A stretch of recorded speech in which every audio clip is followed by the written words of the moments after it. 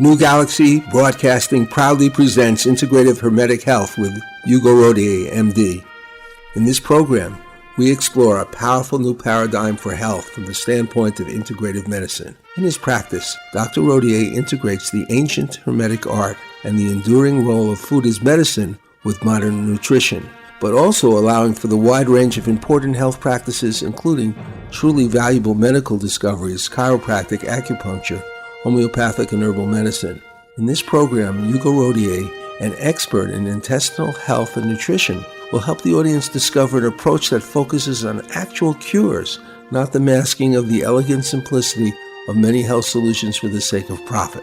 Profit too long has been an overriding motive of the pharmaceutical companies, and sometimes, sadly, by many in the medical establishment today. Good morning, Doctor. How are you doing today? Doing great, Johnny. How are you? I'm good. It's been an interesting week, seeing a lot of new dimensions of life with the Senate hearing, the Senate court case. So it seems like that we're now in a situation where we have a unitary president who can't be punished for anything. It's kind of strange because I do think it does affect what we're doing too, because he loves to crush initiatives for every good thing, including health, and certainly doctoring, playing games with healthcare, which he's managed to do for, years now, right? Well, health can get very political. Yeah. So speaking of political and health, we have something that kind of intervened during the Senate trial, which is the effect of this new virus from China. Wondered what you thought about it. Well, I'm sure that we need to look into it. A whole lot of what they're doing is what should be done, no question about it. Quarantining people, checking people, yes, very good. What I mourn is how people, the media in particular, are not using this opportunity to truly educate people about infectious diseases in particular. And we've talked about this before, but now that this is in the news, it's a good idea to revisit this point. And the point is very simple. The point is about the immune system. So you already see, they don't tell you specifically in the media, they really don't, that a whole lot of people are infected, but only a few die. You know, that should be a clue right there, that it's not so much the virus, but the immune system of the person most affected. And it's so plain by looking at the numbers, but they don't highlight that. Instead, they hype the terror, the scare. That's how the media thrives. And now they're accelerating a vaccine. So all I see is money, even with these serious diseases, and nothing about the thing that would help people the most, which is educating them about strengthening their immune system. And the other thing that's very reprehensible about this whole thing is that we don't hear anything about the 40,000 people that die each year in the United States with the regular common flu. Nothing. Yeah, it's astounding. It's like 40,000 people a year. A year. And just look at history. We did the same SARS, the Ebola virus, Zika virus, the West Nile virus. Every time, you think people would remember. And so I get all these emails and phone calls from friends. They think they're going to die. Here in the United States, I get ugly looks from some of them because I tell them what I just did. What do they expect me to do? Give you some magic pills so you don't die? And so it's a great opportunity that we're missing here as a society. And the first thing I say to people, you want to be safe? Quit eating refined sugars. A fact that won the Nobel Prize in 1931. Sugars depress the immune system, so you get even more cancers, which was the specific topic that won the Nobel Prize that year by Dr. Warburg. And you remember we've talked about him. Yes, of course. So here are people scared to death. Wouldn't it be a great chance to say, quit eating those damn Twinkies, but not a peep. And so, but you're dealing with a media that is very greatly financed by the pharmaceutical company and also by the sort of the agenda of government, which supports it. So I think, you say your friends ask you for a pill, but you're the only person who could give them the real pill, which is actually a mind solution, which is, maybe you should eat less sugar. Maybe you should eat more veggies and so forth. Exactly. You see, I react to food, and I've reacted to food for a long time. in different ways. And I know that I react to food because when I eat food, certain things happen, right? And then they go away when after a while. And then I begin again eating the wrong food. But I don't really get sick in the normal way. I've hardly ever gotten sick in the last 40 years. I mean, I've gotten sick because of eating, where I can actually, detoxify and get back into shape pretty quickly. But I don't get I don't have the normal reaction to infectious diseases. And I've actually gone, aside from going to you for help with, nutrition and so forth, I think I've gotten a toenail and a fingernail. I had to go to emergency for it because I didn't have insurance at the time or something. But I don't go to doctors. I don't think people really need most of the things that doctors have unless they have this really serious situation, right? Oh, I totally agree. In fact, at my practice, one of the main things about it is to empower people to become their own doctors. Short of a shot in the back, a heart attack, or getting run over by a Mack truck. But I think we're talking about the same thing. Empowering people can save you a lot of money, help you live longer and healthier. But we're not doing that, are we? I blogged about this, and in the blog I talk about swallowing camels and choking on gnats.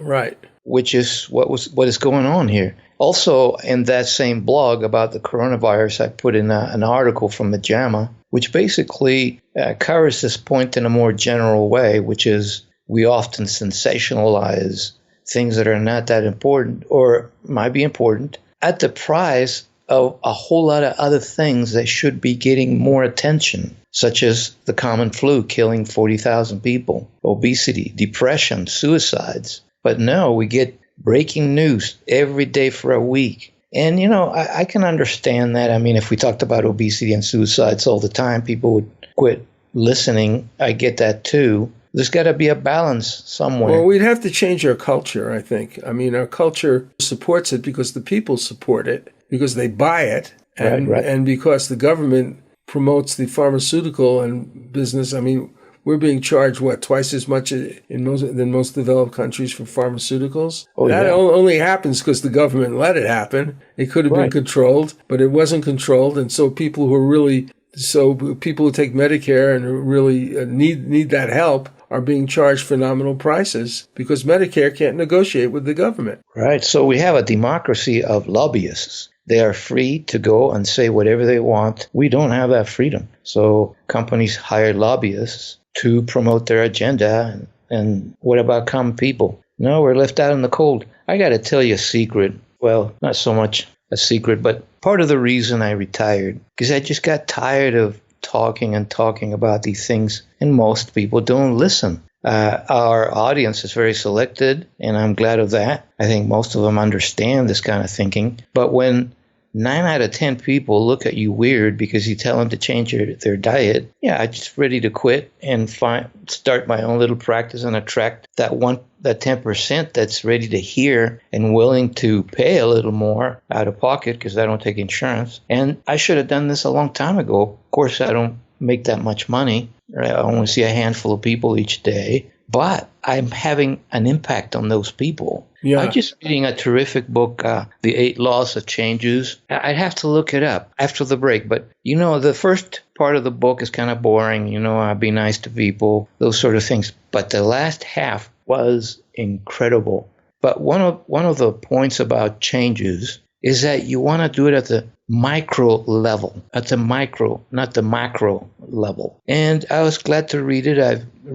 I've read that sort of thing before, that the best changes are done one-on-one in a quiet little office. Then it spreads, and when people are ready, they're ready. Right now, as you put it, our society is not ready. Yeah, I mean, and you have to take that into consideration politically too. And everything that you do, you have to look at that readiness. Exactly. But I have this theory. Now you can tell me what you think of it. I think that there are different levels of consciousness. Sure. And these levels of consciousness are connected to being concerned about the truth. Yes. And so in other words, I believe that the best example of that in literature anyway, is the concept of the higher self, where you are directly consciously connected with the source, with the spirit. And so therefore, those people are extremely sensitive to the truth. And you see that in what people believe about other things. Are people who have the conscience about political things often have the conscience about eating. I mean, they're often concerned about it. I've seen that over and over again. I mean, and they don't necessarily have to be on the highest level of consciousness, but there's a certain level where there's a purity of truthfulness that is demanded from life. And so they're capable of saying, okay, maybe it is food. I mean, it's just, to me, having gone through this for 40 years or more, it is incredibly food, among other things, among air and, the environment else, the environment in general and all the toxic things we experience. Yeah.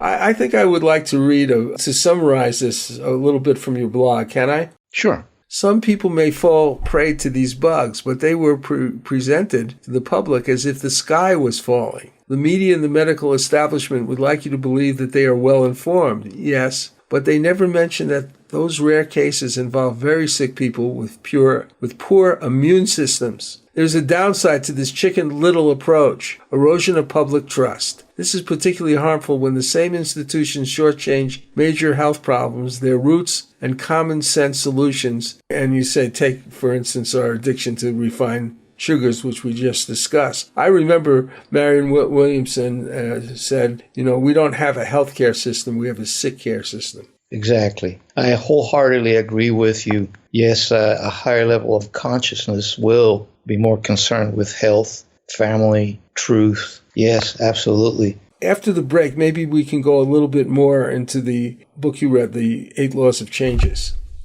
It's about the brain and how it's different from conservatives and liberals, and you're going to love it. This is Johnny Bluestar, CEO of New Galaxy Enterprises, a media content development company. In addition to serving our freelance writing clients, we have a number of in-house proprietary products that we could use active investors to participate in. Active investors will get appropriate credit for their participation in writing, marketing, or assistance in producing.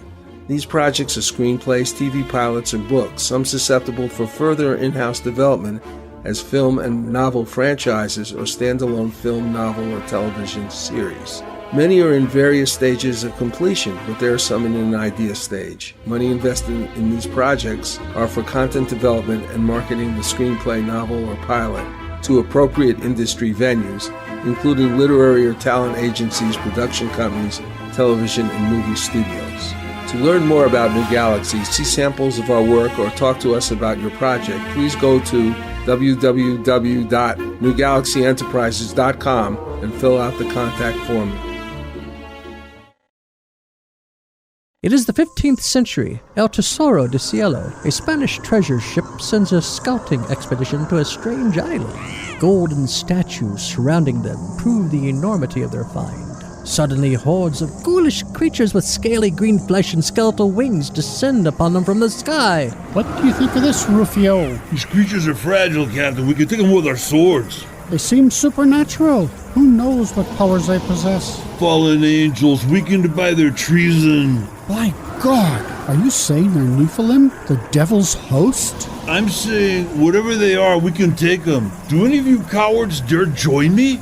Up against sharp knife-like nails and hideous fangs, the men's swords rip into slimy green flesh. Though black blood pours copiously from their half-naked bodies, the creatures miraculously persist. Can the crew survive this bloody, cursed battle? Find out more by Googling The Thrice Born, a new sci-fi supernatural novel by Carlos Lopez Avery and Johnny Bluestar. Google with the words Carlos Johnny Kendall, The Thrice Born. That's Carlos Johnny Kendall, The Thrice Born. Today's show features classic songs of the American repertory sung by Patricia Welch. Patricia's ability to perform music is infused by her uncanny ability to create a dramatic and telling sense of each song she sings by creating a kind of character and unique voice she chooses to fully convey the song's meaning. In other words, she brings the subtle skill of a character actress into everything she does. Here's Patricia Welch in Evergreen, a perfect love song.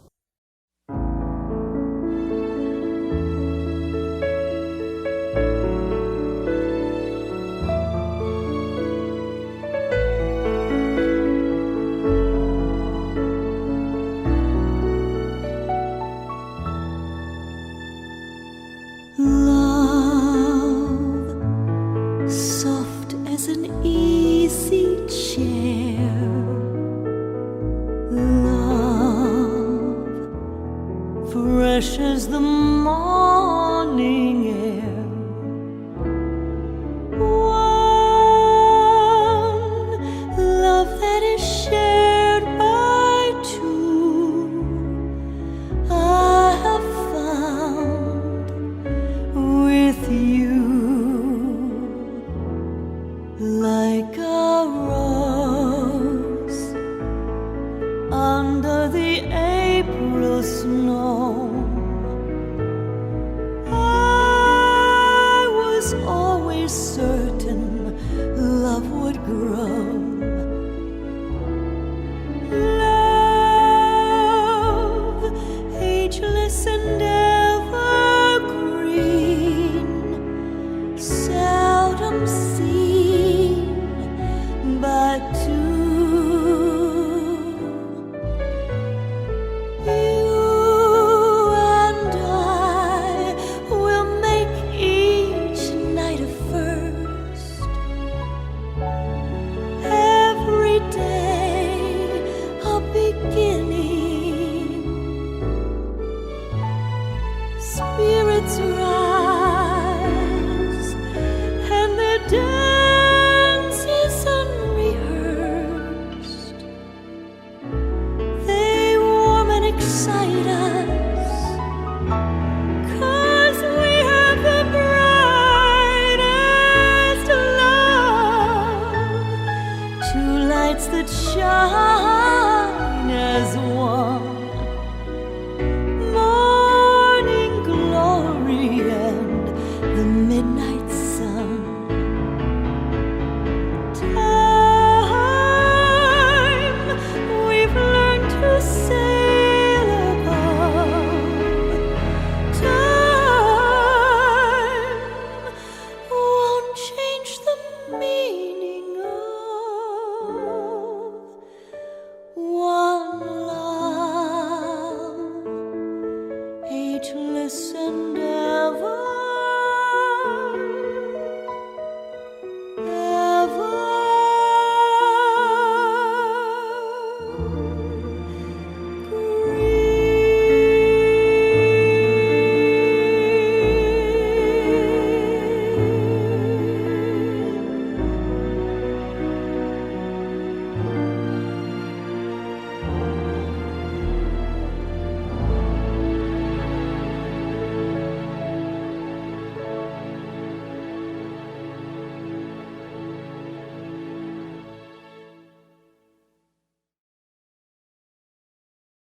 We're back on the Integrative Hermetic Health Show, and Dr. Rodier was going to talk about a book he wrote called The 8 Laws of Change. And I wonder, are you going to quote from this book? Yes, the part where the author quotes several studies done with fMRI, which are functional magnetic resonance imaging. So what that means is that you might be thinking about something, and so it lights up that part of the brain. So it's a more functional way of looking at the brain instead of structural. So people have done studies where they found that the amygdala of conservatives is bigger than the amygdala of liberal people. The amygdala is more for emotional processing. And then those that had the liberals had a bigger gray matter volume where you do reasoning, and also a greater anterior cingulate cortex, which is another part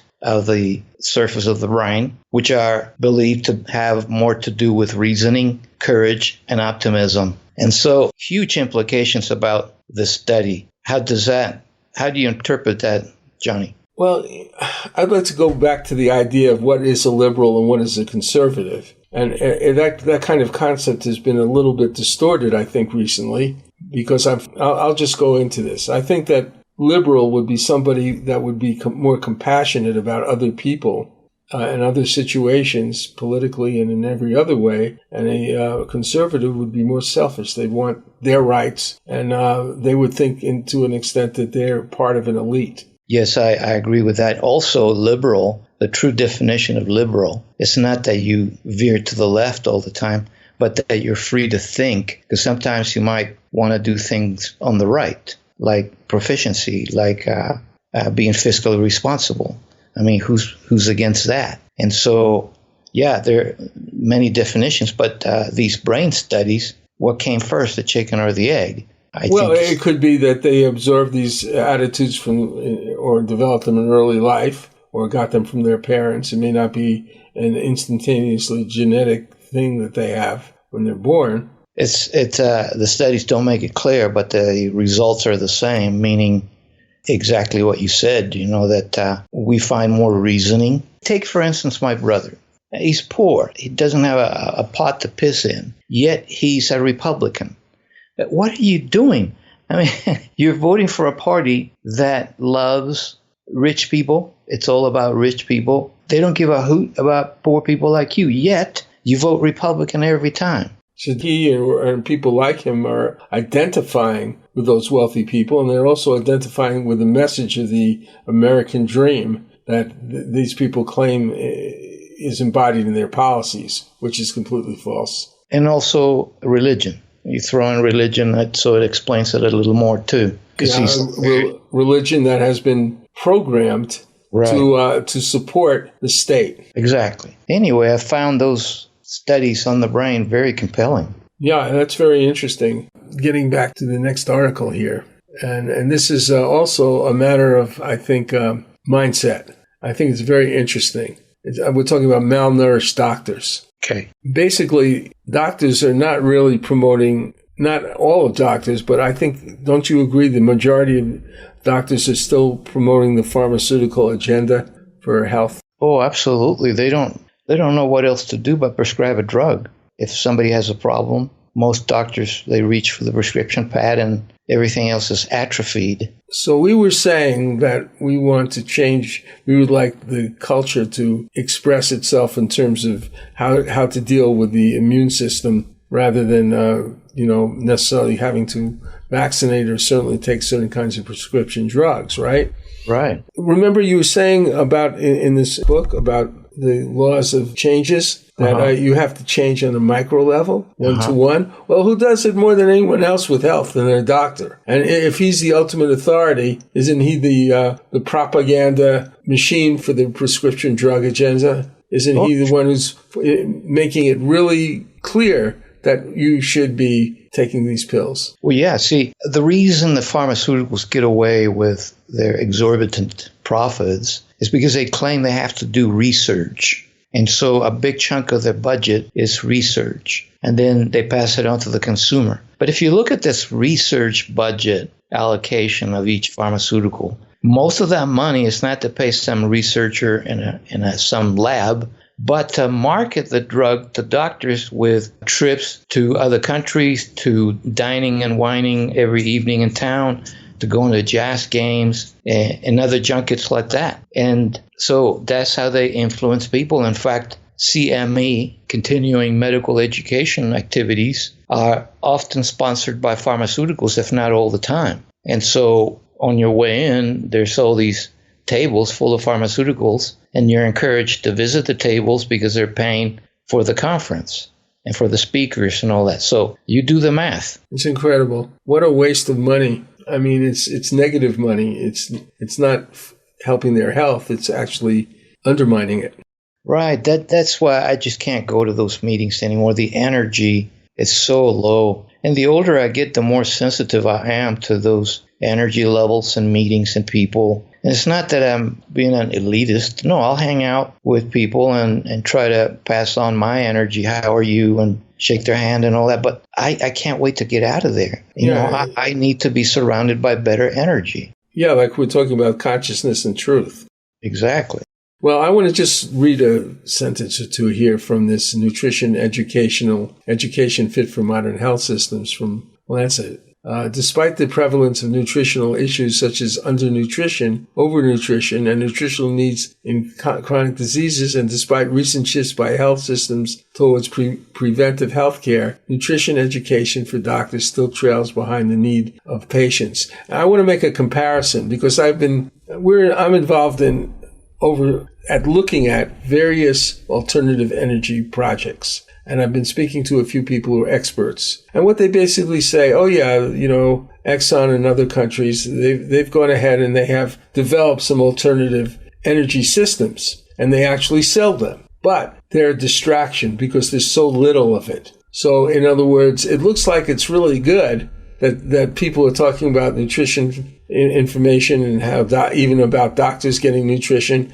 And there is some of it, right? But it's not enough. It's far beyond the pale of transforming our society in terms of healthcare. Yes. I got to tell you about the last time I went to university, because I used to be an adjunct professor in nutrition. And the last time I went, I was speaking for another professor who wanted her students to get the perspective of a nutrition type of doctor, MD. So I'm tacking along with my slides and all that, and I started to get all these bad energy. So when I opened up for questions, they were all negative. In fact, one of them turned to her professor, not to me, and says, it's just incredible that we don't talk about pharmaceuticals which can cure people instantly. Instead, we think that nutrition is going to cure people.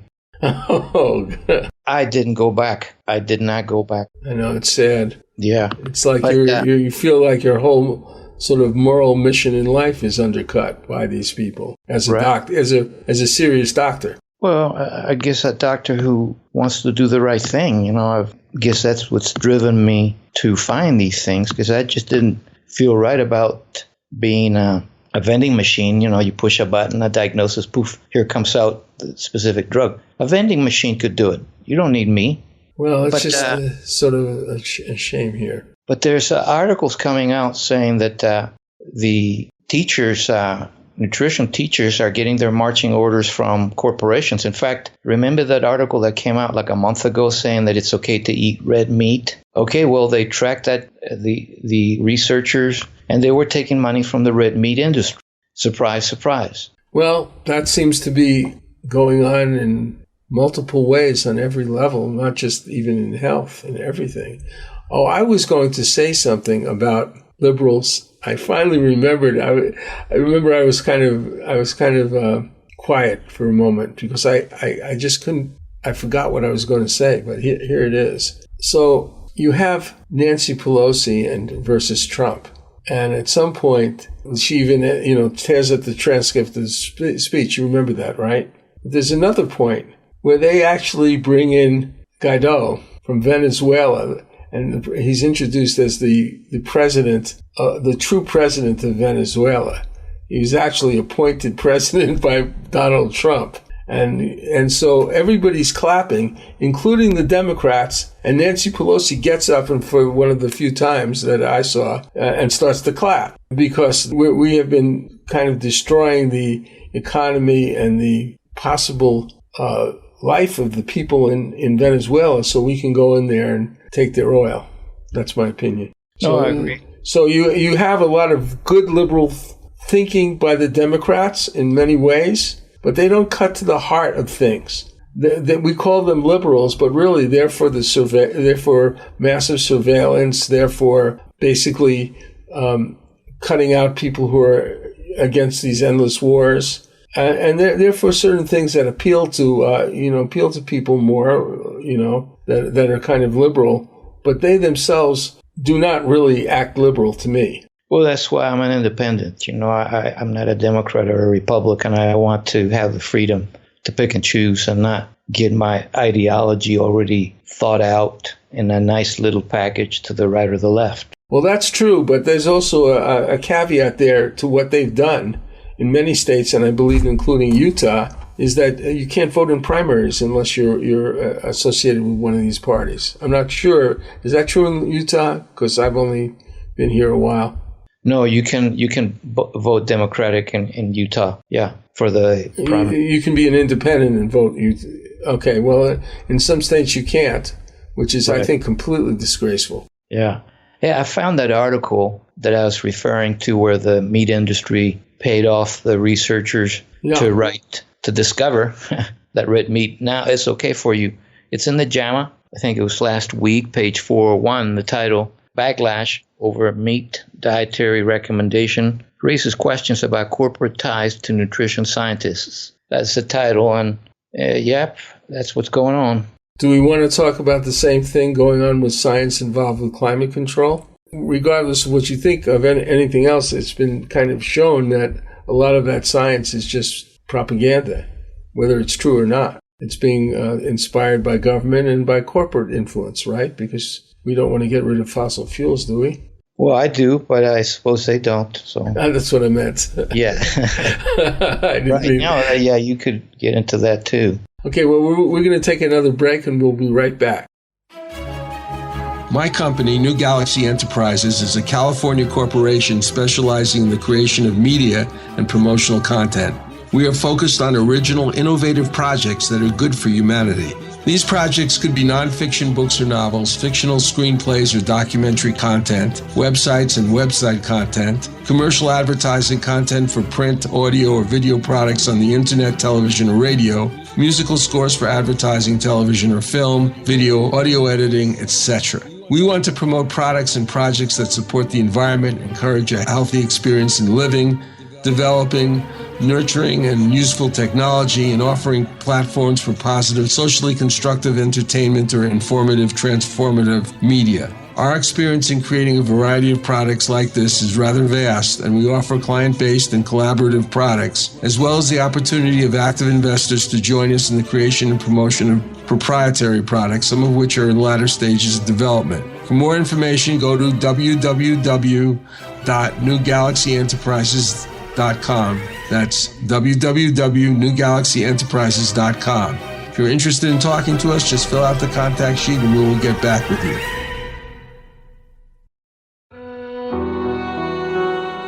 Dr. Hugo Rodier has published 4 books on health issues covering practically all chronic health problems.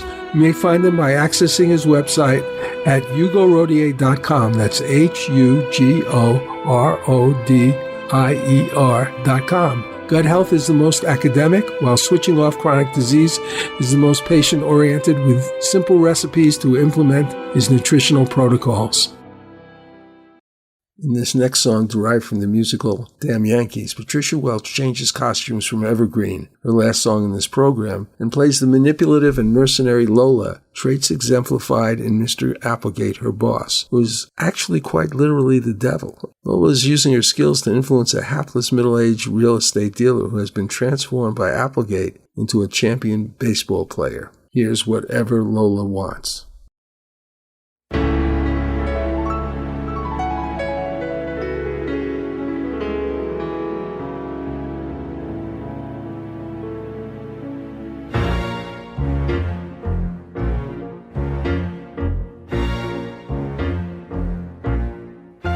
Whatever Lola wants,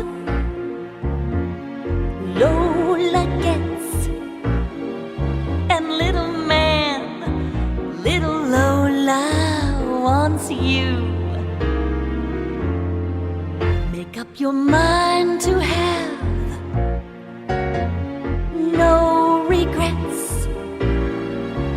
Recline yourself, resign yourself, you're through. I always get what I aim for, and your heart and soul is what I came for. Whatever Lola wants, Lola gets. Take off your coat, don't you know you can't win? You're no exception to the rule. I'm irresistible, you fool. Give in.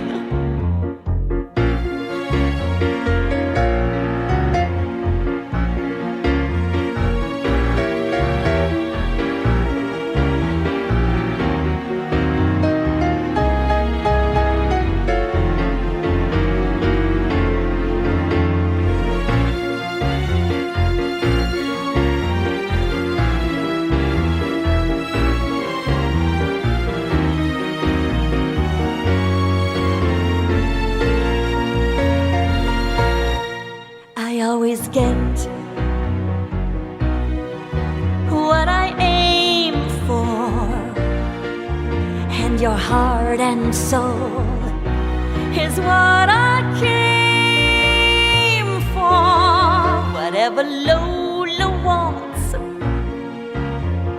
Lola gets. Take off your coat, don't you know you can't win? You're no exception to the rule. I'm irresistible, you fool. Give in. Give in. Give in. Give in. We're back in the Integrative Hermetic Health Show with Dr. Rodier. Doctor, we've been talking about some things from your blogs, and one of them is called Big Food Makes Me Mad. It kind of makes me mad too, but it also makes me sick. So, Yes. So there's an article that's reported in Reuters called Older Adults Who Consume Foods Rich in Flavonols May Have Lower Alzheimer's Rich, Study Suggests. Well, that sounds like something interesting, since that's such a terrible thing for people to have and to experience. And here's another opportunity that we miss about educating people. Who is not scared of getting Alzheimer's disease as they grow older? That must be the number one reason elderly folk come to see me. Doc, how do I lower my risk? My dad was demented. What can I do? Yeah, my parents were both demented before they died. It was You see? Terrible. I went to see my parents, and I hadn't seen them for a number of years, and my mother couldn't believe that it was me. Well, what an opportunity to teach people, get off junk food that has no food for the brain and start eating more veggies. That's where you find flavonols in. But, most people won't do it because they're addicted to bad food. They're addicted to sugar. So the title, Big Food Makes Me Mad, well, junk food makes me mad, both meanings, because... It makes me demented. Yeah, exactly. So that's terrible. What is, he mentions flavonols, but in particular something called camphorol. Do you know about that? Yeah, that's just another flavanol. Flavonols come in families. So camphorol is one of the flavonols, and you find it in kale, beans, tea, spinach, broccoli, tomatoes. And so they're very foods that not too many people eat, except for tea maybe, or beans. Well, I've been I'm absolutely determined now to eat one really large salad or two salads with each meal, and maybe eat just a couple of meals. If I'm not hungry, I don't want to eat unless I'm hungry. Well, it turns out that veggies like this fill you up more. I mean, when I eat veggies, I eat a lot of them. Then I have to make myself eat later because I'm so full. And a lot of it is because my microbiome has adapted to that diet and is very happy. So my microbiome sends me signals to my satiety center in the brain. Hey, you're full. Okay. Whereas sugar, refined foods do not do that. That's why people keep eating it and until you hit the bottom of the bag. And then you want to eat more. Exactly. You want to tear open the bottom of that bag and it's empty and you have to go to the next one. Now, I believe that the big food people are intelligent people in their own way. Do you think they know this about junk food not really satisfying people, that they need to eat more and more? Do you think they know that? Well, I think they're sort of like tobacco people. Exactly. Yeah. That's unfortunately the way it is. Of course they know.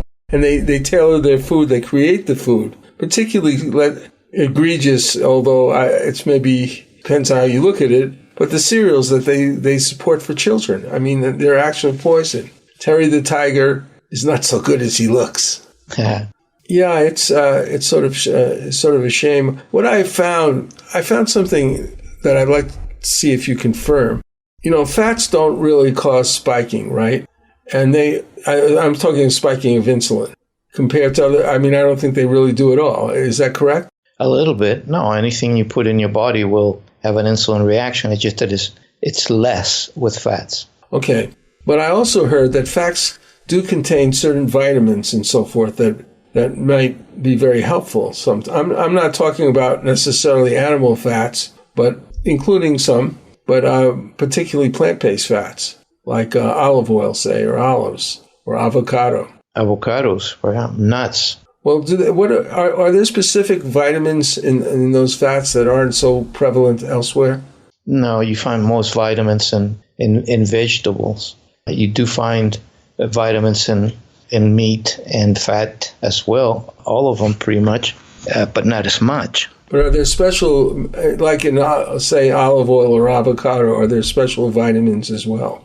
I mean, more, an abundance of certain vitamins.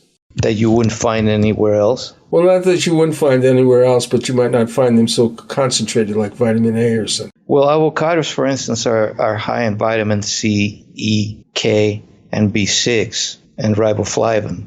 They also have magnesium and potassium. So, yeah, I would much rather eat vegetable fat than animal fat. When you type, I think you type, it picks it up. Oh, well, I was looking it up because I wanted to be precise. Okay, I'm just letting you know. Sorry. It's no problem. Yeah, well, okay, there's another thing about fats that I've heard about.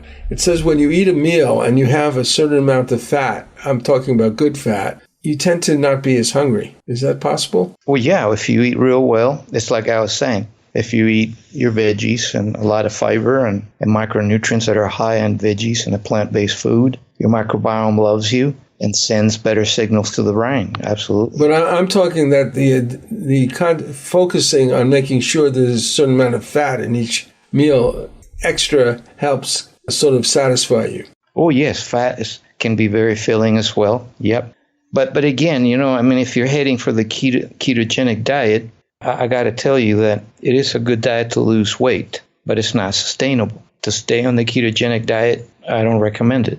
Well, I wasn't trying to promote the ketogenic diet, although I admit that the source I used was. But I did note that I never paid any attention to eating fat. And my goal is like, I'm on the Rodier diet, man. But I mean, the fact is I get hungry. And it's partially probably because I don't have enough vegetables. But I also thought maybe I can add, like I had a huge salad, but I made sure I had some, avocado and olive oil. Absolutely.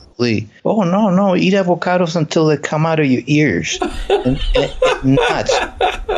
And look, there's so many articles saying that you don't get fat on avocados and nuts. You can eat them with impunity. So go for it. Okay. Yeah. What nuts are recommended? Well, all of them, but the best are always macadamias, pine nuts, walnuts. Oh, really? Okay. Yeah. Okay. Almonds. Okay, so I want to go back to this article, this research. It says that participants with the highest intake of total flavanols had higher levels of education and more participation in physical and cognitive activities and a 48% lower rate of developing Alzheimer's dementia compared to the lowest quintiles of total flavanols intake. Of the 4 flavanols studied, camphorol intake demonstrated the greatest reduction in Alzheimer's risk, while quercetin was not associated with Alzheimer's dementia. Well, sort of that is talking a little bit about the functionality of what we had spoken of before. Right. Yes. Lifestyles, education, politics, they all play into it. It's the integrative approach we're fond of. You got to look at everything. Well, let's talk about the whole grain diet. Now, some people they feel uncomfortable with grains, mainly because I think of the glycemic aspect of it. But I know that in you speaking about grains, you kind of support eating a bunch of grains, right? Yes, but in moderation. So if you eliminate grains, you're pretty much eating the ketogenic diet.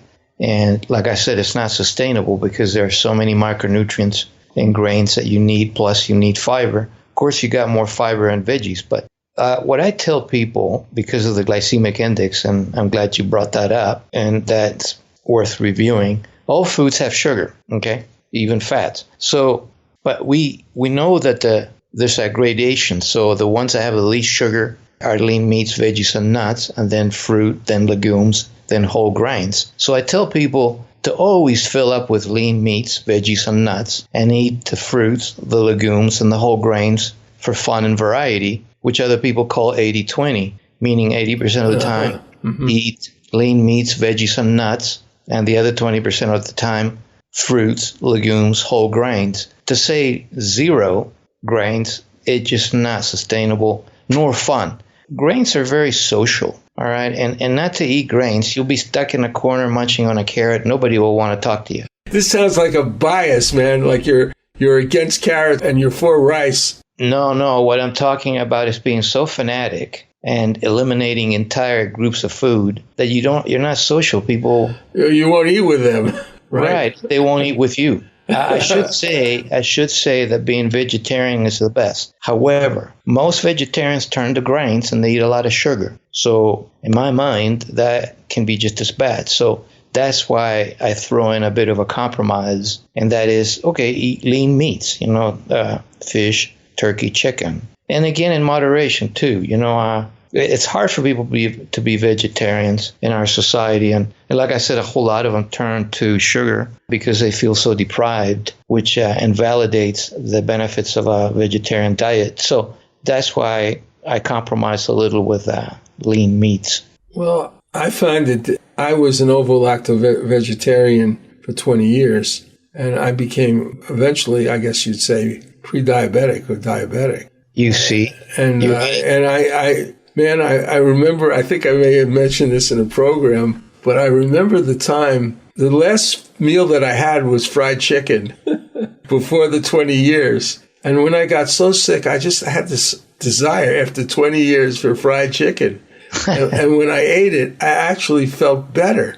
And I was in I would walk around and I would say almost a diabetic coma. I lost all my weight. It was just really scary. It's one of the scariest things that ever happened to me. My son used to have to help me to work, had to practically hold me. I kept working, but then I discovered that things were different than I thought, that I wasn't on such a good diet. Well, there's this book out there that deals with this dilemma. In fact, it's called The Omnivore Dilemma by Pollan, who is one of my nutritional heroes, if you want. I think he's very common sense, and so I trust his research and opinions. Well, that's good to remember. Okay, I have another question. We're going to have to close up soon, but I sometimes get confused. Okay, so people are eating sugar as fructose, so they're eating a lot of fruit. Mm-hmm. Now, this does summon the insulin, but the insulin I don't understand where the fruit sugar is more or less metabolized in the liver, right? Fructose is, right. And so but the insulin spikes anyway, right? But the fructose goes into the liver and it's metabolized there. Right. Okay, so I often get the impression, I think from you as well as other people, that we shouldn't eat too much fruit. If we're plant-based, we should eat much more vegetables. Is that correct? Yes, and I did mention that we should eat fruit, legumes, and whole grains 20% of the time, so I wouldn't eliminate them. But right. I would cut back because a lot of people's livers are different, and they won't process fructose very well, and they're at higher risk for fatty liver. And if they already have fatty liver, that fructose will be an extra challenge. But remember that a whole lot of liver issues are not so much from the diet we're eating, but the toxic environments we live in. Oh, I see. So you got to factor that in too. So I think the safest thing is, eat fruit, but don't have a lot of it. I end up eating fruit like every other day, something like that, a piece of fruit. Today I had blueberries for breakfast, an apple for lunch, maybe tomorrow. I don't deprive myself, but I also don't want to eat a lot of fruit. I know my liver is not that great. Right. Genetically. So we will find out. If, like you said at the beginning, if we have an eye to truth, pretty soon we end up eating real well out of sheer intuition. Because a person that's intuitive and wants truth won't be seduced by brainwashing, which is, some people might tell you is intuition right after you've been brainwashed. But the other part of it is the addiction. If you don't get off of it, you stay on it. Right. You have to do something to combat that addiction, which is, I believe, to get on the right plateau starting in the beginning of the morning and not to, have a bunch of muffins or whatever it is. Toast. And So you want to keep eating the stuff that isn't addictive and that is good for you. And that's kind of challenging because our habits are so warped by propaganda and the way we grew up and everything else. Well, Big Food would like you to believe that the only breakfast is cereal. Yeah, played a big part of my life, too. Okay, well, it's time for us to leave, unfortunately, and we'll be back next week. All righty, then. We'll see you soon. Take care. Bye. Bye. The Coalition is a unique project designed to empower its members both individually and collectively. Besides individual empowerment, its broader focus is on the restoration, protection, and enhancement of citizen and human rights throughout the world through the aid of its members.